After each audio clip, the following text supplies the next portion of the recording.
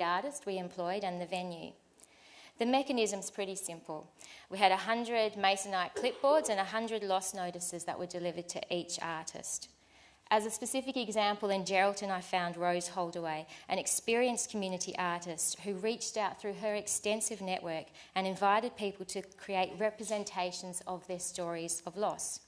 They could write, draw, collage, sew, anything so long as it fitted on the clipboard. People told the most incredible stories, and it's the generosity that we experience in these programs that's really something. They represented them in highly creative ways. And the stories had a great range, from the loss of fish, keys, even excess body weight, to the loss of a loved one or the loss of a vigour for life. With these 100 clipboards, we are able to create a palette of stories of that community. And so these stories went online as they were photographed and put up onto a dedicated Facebook page, and then they were installed into the venue for the audience to see before entering the performance. So they're looking at stories from their community, from people they know, or their own story. They carry that in to meet with the show. Another project was a short film, and we did a few film projects in three towns. This one was created over a weekend in the tiny town of Merredin.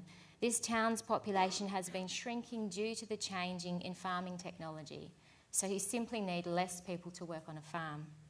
In the months prior to us arriving, both primary schools in the town had been shut down and all students had been moved into this Uber district high school. The young and old participants of this film project had mixed feelings about this, and so the film was created on the old school grounds as a form of remembrance. The film was premiered as an opener to the show.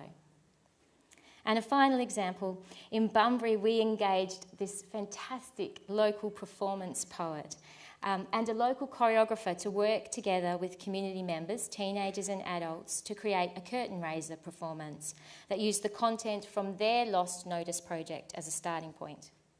This was presented on the stage before the main performance of Shiva.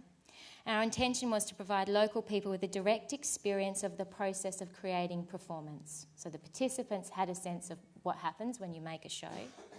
And it also provided the audience with a local reference point from which to view Shiva. So there's just 3 examples. How did I go about setting this all up? Well, there's a few catch cries, a few things I used to help me when I felt lost in this gigantic project. It's a total mishmash of things that just were helpful when I was navigating my first visit to a town. So firstly, I would say hello. I would just say hi. I'd say hello to lots of different people in that town, and not just the overworked school teachers